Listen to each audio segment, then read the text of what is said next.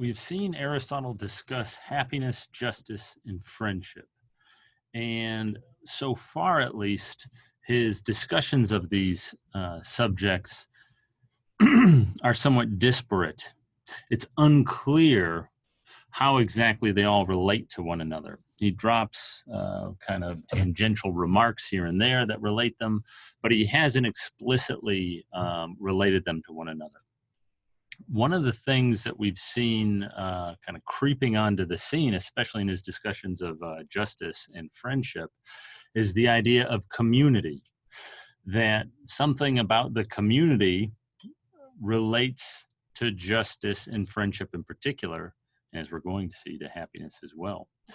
But we haven't covered that fourth subject yet. The community, and in particular the political community, is the subject of this work we're now reading called The Politics.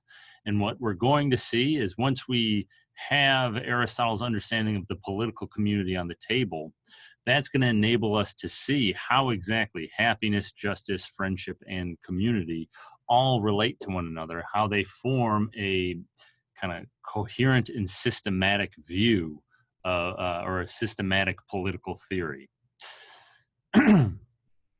The first thing that I want to mention, however, before we jump into what exactly he has to say in The Politics, is this kind of strange word that we see all throughout The Politics, namely the city-state, the hyphen in between it. It's a fake word. It's a made-up word. It is made up by people trying to translate ancient Greek political thought. And so I want to say something very brief about why this is the word, why we see this word.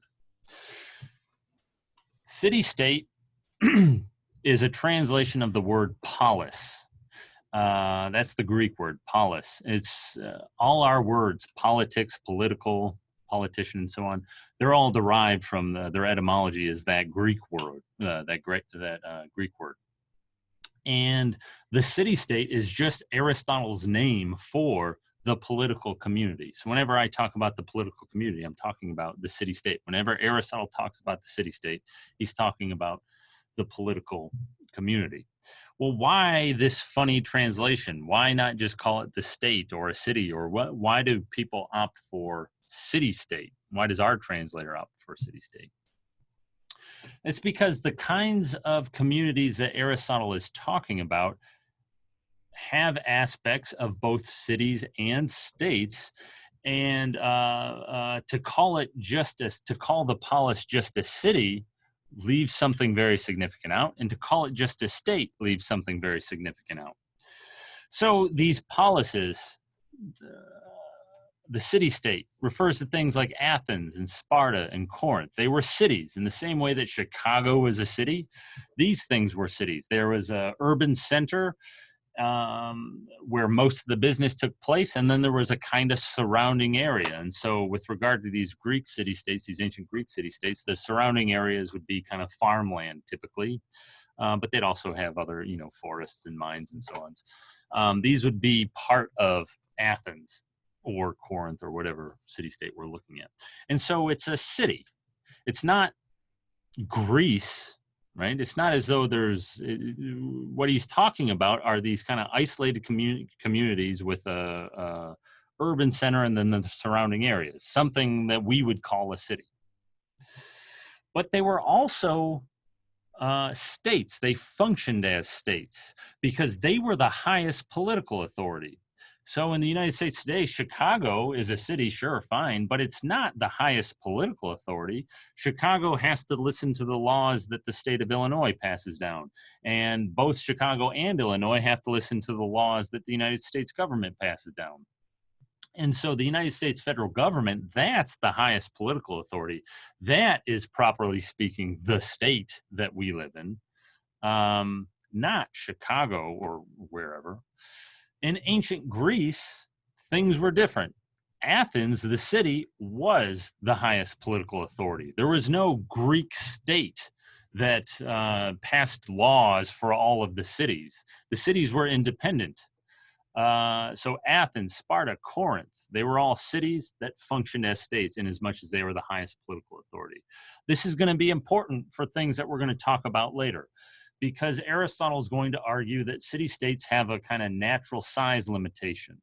And when they get too big, they can no longer function as city-states. And so Aristotle had a notion of a community. Well, it wasn't really a community according to him. That was larger, a political organization that was larger than the city-state. He called it a nation. And he says the Persian Empire, which was off to the east, had millions and millions of inhabitants and so on. It was huge. That was a nation. It wasn't a city-state. And according to Aristotle, that's a defective form of governance, and its defects had very serious implications for how well the inhabitants could live. We'll talk about these things as we proceed later. All right, so that's where this strange word city-state comes from. It's a translation of polis. Polis refers to things like Athens and Sparta and Corinth, which were cities, sure, but they also functioned as states in as much as they were the highest political authority. Now, in chapter 1, book 1 of the Politics, Aristotle begins by claiming that all communities are organized around or aimed at, directed towards some good. There's some good that they are aimed at achieving. So, for example, to use an example we've already talked about, a basketball team is a kind of community, or would be a kind of community in Aristotle's view. And it's got a particular goal or a particular good that it's aimed at, that it's organized around, namely winning games. That's the good of that community. And we could multiply examples. So your town's local elementary school, that's a kind of community. There are people who have come together for a common cause or common purpose. And what is the good that that community is aimed at? Well, something like education, educating the children, something like that. Okay? And that's the good at which this community is aimed, for which this community has come together.